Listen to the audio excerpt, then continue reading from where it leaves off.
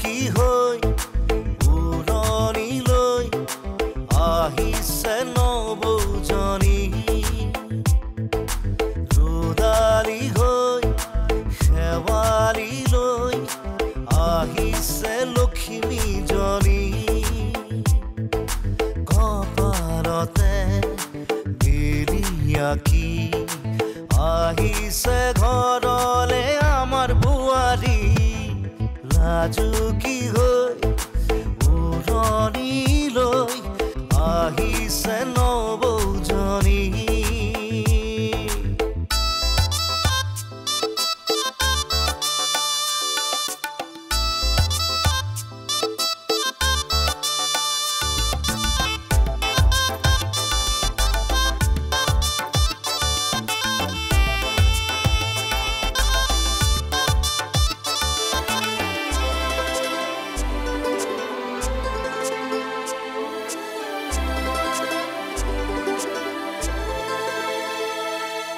ঘৰৰে শুৱনি লখিমীয়াই আমাৰে বোৱাৰীজনী চোতালে আখলে তুলসী হৈ আহিলে পখিলীজনী হেঁপাহত আমাৰ ঘৰখনি পোহৰাই তুলিলাহি লাজু কি হৈ উৰণিলৈ আহিছে ঘৰলে আমাৰ বোৱাৰী ঠিক আছে তোৰ যি ইচ্ছা তই সঁচাই কৈছ ন ঘৰখনত কোনে কি কৰি আছে মই একো ধৰিব পৰা নাই ৰচোন সৰুদা তই মনে মন থাক তই কিন্তু সাংঘাতিক মানুহ দেই ইমানখিনি হোৱাৰ পাছতো তোৰ মাৰাই ঘৰলৈ ঘূৰাই নিবলৈ অহাৰ পাছতো তই ঘৰলৈ ঘূৰি নগলি যেতিয়া এতিয়া মোৰ পুৱা বিশ্বাস হৈছে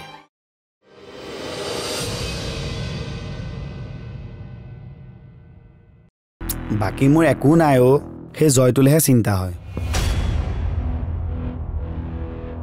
চা মোৰ একো কৰিবলৈও মন নাই মই একো কৰিবলৈ বিচৰাও নাই আৰু কাকো একো কোৱা নাই সি নিজেহে আৰু মোৰ এতিয়া কি চিন্তা হৈছে জানো জয় যদি ঘপককে কেতিয়াবা মাৰ মাৰি দিয়ে নিৰ্বাণক বৰ কিন্তু ভয়ানক পৰিস্থিতি এটা হ'বলৈ গৈ আছে কিন্তু দেই তই যদি তাক একো কোৱাই নাই সি মাজত কিয় সোমাবতো আকৌ এই আমাৰ ঘৰখনৰ প্ৰতি তাৰ চিন্তা এটা আছে পৰিয়ালৰ মানুহ সি মোৰ দুখ সহ্য কৰিব নোৱাৰে নহয় কিন্তু মই যে তোৰ পক্ষত আছো সেইটো সি জানে নে নাজানে জানে জানে জানে সি জানে কিন্তু মানে সি অকৰা ল'ৰা যে ক'ত কেনেকৈ কি কৰি দিয়ে তাৰো ঠিক নাই কিন্তু শুনচোন মই তাক বুজাইছোঁ তই তাক বুজাও কি কৰ কিন্তু এটা কথা মনত ৰাখিবি এইকেইটা দিনত যদি কোনোবাই নিৰ্বাণৰ গাত হাত উঠায় কোনোবাই যদি নিৰ্বাণৰ ওপৰত শাৰীৰিকভাৱে আক্ৰমণ কৰে তাৰ উত্তৰদায়ী কিন্তু মই তই বুলিহে ভাবিম মইতো তোক দেখোন কথাই দিছিলোঁ মই তাৰ ওপৰত কেতিয়াও হাত নুঠাওঁ নহয় কিন্তু মোৰ এতিয়াও বিশ্বাস নাই কাৰণ নিৰ্বাণৰ প্ৰতি থকা তোৰ খং মই দেখিছোঁ গতিকে সকলো যদি ঠিকে থাকে ৰাখিবলৈ মন আছে নিৰ্বাণৰ ওপৰত হাত নুঠাবি সেইয়া এই যে কথাটো ক'লি এই কথাটো মই বহুত খং উঠে তোৰ ওপৰতো মোৰ এই কথাটোতে খং উঠে নিৰ্বাণক যেনিবা সি ক্ষতি কৰিব বিচাৰিলি তাতো আপত্তি কিহৰ একেটা কথাকে মই তোক বাৰে বাৰে কৈ থাকিব নিবিচাৰোঁ মাত্ৰ মই তোক এটা কথাই কৈছোঁ নিৰ্বাণৰ ওপৰত যাতে কোনো ক্ষেত্ৰত কোনো পৰিস্থিতিতে হাত নুঠে মনত ৰাখিবি ঐ শুনচোন চিৰি দুইফালে ফচি গ'লো বে মই এতিয়া মই চিৰিক বুজাওঁ নে আমাৰ এই গৰুটোক বুজাওঁ যি দেখিছোঁ লাষ্টত গৈ মই ফচিবগৈ লাগিব নেকি কি কৰা যায় বাৰু মই ফচি গ'লো সঁচাই দেই কি যে ভগৱানৰ লীলা এইবোৰ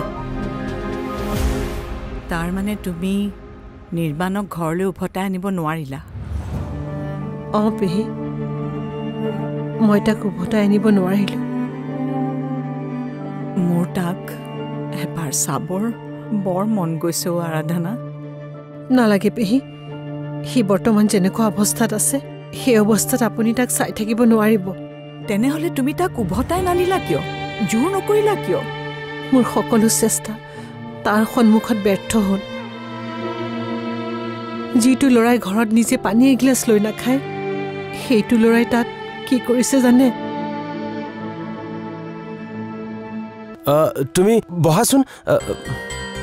অভং, মাক বহিবলৈ দে না। বহিবলৈ ইয়াতে জোকাই দিছোঁ। ইয়াতে মা ৰ'বাচোন, মই তোমাৰ কাৰণে চাহ বনাওঁ ৰ'বা। তুমি মোৰ হাতৰ চাহ একাপ খাই চোৱাচোন। তই চাহ কৰিবই জনা হলি? আৰু কি কৰিছে জানে? তুমি আকৌ আজিকালি চেনি কমকৈ খোৱা নহয় মা? তোমাৰ চেনিৰ জোখ মই জানো দিয়া মা। আচলতে মা, এটা কথা কি জানা, মানুহৰ জীৱনত অভাৱ আহিব লাগে। অভাৱেহে মানুহৰ জীৱনটো আগুৱাই যোৱাত পৰিপক্ক কৰি তোলে। নকবা নকবা আৰাধনা, তুমি আৰু একো নকবা।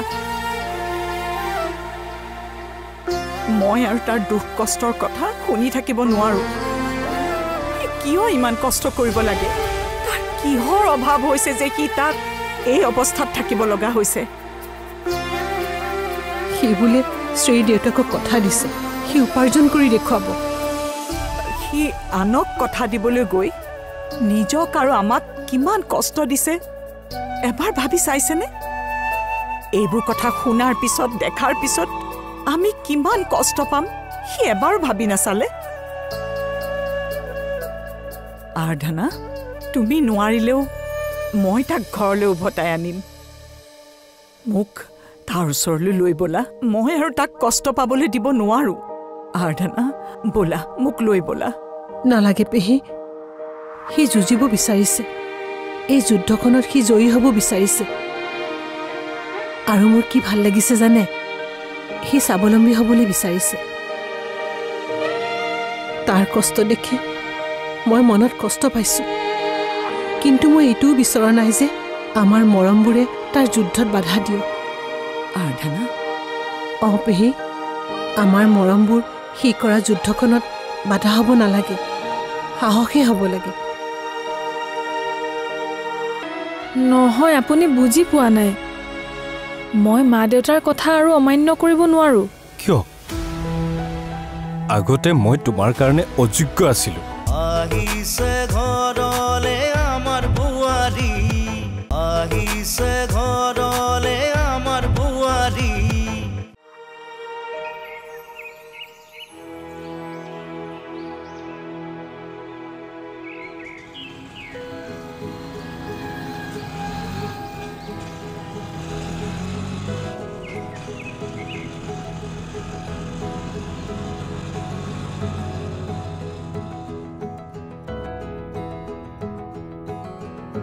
শ্ৰী, তুমি ক'ৰবাত যাবা নেকি? আপুনি? মই আজি চহৰলৈ যোৱা নাই। ভাবিলোঁ ইয়াতে দুটামান ভাড়া মাৰোঁ বুলি।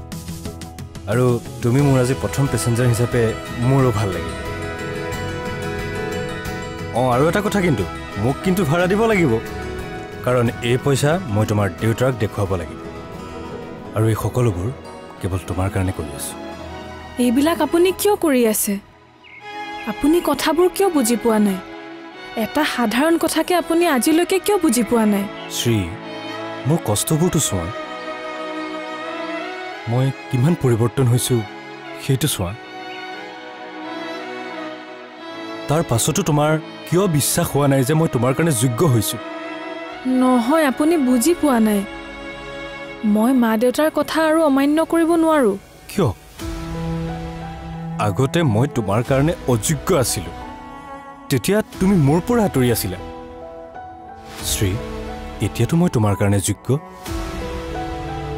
চোৱা শ্ৰী, যেতিয়ালৈকে তুমি মোৰ লগত নোযোৱা, মই কিন্তু এইখন গাঁও এৰি নাযাওঁ। আৰু যদি তুমি অনুপমৰ লগত বিয়া হৈ যোৱা, তেতিয়া কিন্তু মই গোটেই জীৱন মোৰ ঘৰ ত্যাগ কৰি ইয়াতে ৰিক্সাৱালা হৈ থাকিম। আৰু এয়া মই তোমাক কথা দিছোঁ, আৰু এই কথাটো মই কোনো এগ্ৰিমেণ্ট কৰি কোৱা নাই মোৰ হৃদয়ৰ পৰা ওলোৱা কথা ৰ'বচোন অলপ আগুৱাই দিব পাৰিব নেকি আহা বহা বহা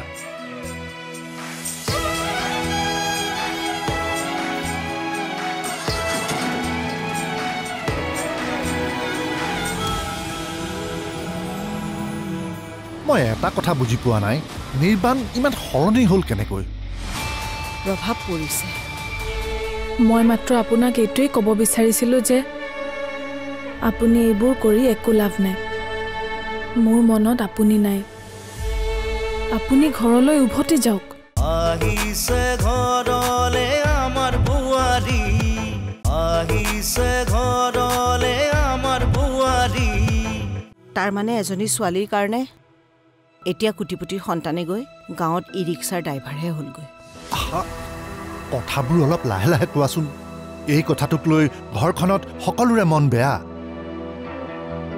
কোনোবাই শুনিব লাগিলে সৰ্বনাশ হ'ব কি হ'ব মইতো একো মিছা কথা কোৱা নাই যিটো হৈছে সেইটোহে কৈছোঁ গতিকে শুনক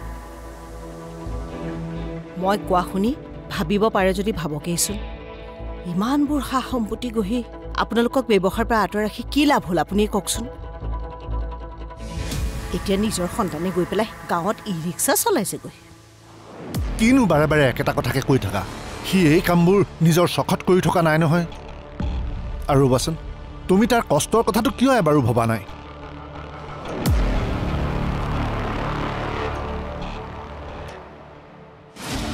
মই বুজি পাইছোঁ সেইবাবেহে কৈছোঁ নিৰ্বাণে যদি নিজাকৈ কিবা কৰিম বুলি ভাবিছিলে দাদাহঁতেতো তাক অন্য কিবা কামতো সহায় কৰিব পাৰিলেহেঁতেন বৌয়ে বোলে কৈছিল কিন্তু নিৰ্বাণেহে ল'বলৈ মান্তি নহ'ল মই এটা কথা বুজি পোৱা নাই নিৰ্বাণ ইমান সলনি হ'ল কেনেকৈ প্ৰভাৱ পৰিছে প্ৰভাৱ কিহৰ প্ৰভাৱ নাজানো তুমি মোৰ লগত এনেকৈ কিয় কথা পাতি আছা আপুনি এইবোৰ কিয় কৰি আছে আপুনি কি দেখাব বিচাৰিছে মই একো দেখাবলৈ এইবোৰ কৰি থকা নাই মই মাথো তোমাৰ যোগ্য হ'বলৈহে এইবোৰ কৰি আছো কিন্তু আপুনি এবাৰ ভাবি চাইছেনে দুপইচা ইনকাম কৰিলেই মানুহ যোগ্য হৈ নুঠে আপুনি ভাবেনে আপুনি সংসাৰ কৰিবলৈ সাংসাৰিক জীৱন যাপন কৰিবলৈ আপুনি যোগ্য ভাবো সেইবাবে তোমাৰ যোগ্য হ'বলৈ এইবোৰ কৰি আছো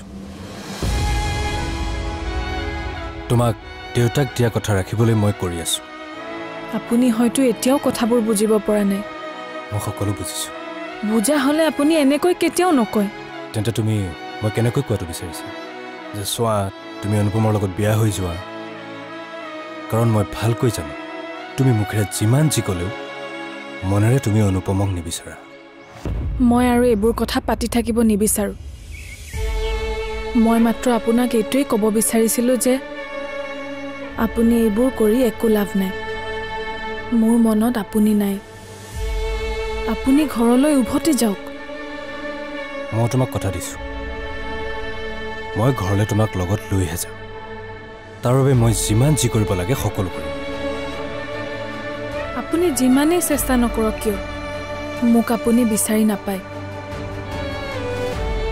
আজি আপোনাৰ কষ্টখিনিৰ সন্মান ৰাখিবলৈ গৈহে মই আপোনাৰ লগত এইখিনিলৈ আহিলোঁ আৰু এইটো বুজাবলৈ যে আপুনি কেৱল চেষ্টাহে কৰিব পাৰিব তাৰ বাহিৰে অন্য একো নাই আপুনি মোৰ মনৰ পৰা ওলাই গৈছে মই এতিয়া কেৱল অনুপমৰহে ঠিক আছে তুমি যিমান দিন পাৰা নিজকে ফাঁকি দি থাকা এটা সময়ত তোমাৰ মনৰ কথাবোৰ ওলাই আহিব কাৰণ মই তোমাৰ দুচকুত আগতেও মোৰ প্ৰতি থকা প্ৰেম দেখিছিলোঁ আৰু আজিও দেখিছোঁ প্ৰেম আৰু দিনে দিনে অধিক গভীৰ হৈ গৈ থাকিব আহোঁ দিয়া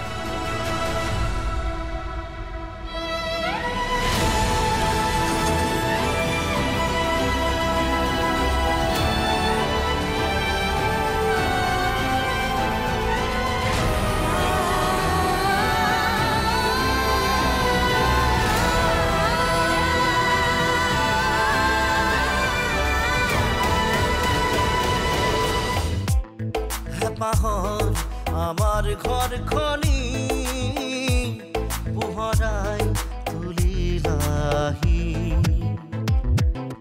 লাজুকী হৈ উৰণিলৈ আহিছে নবৌজনী ৰুদালি হৈ সেৱাৰীলৈ আহিছে লখিমীজনী কপালতে বেলি আঁকি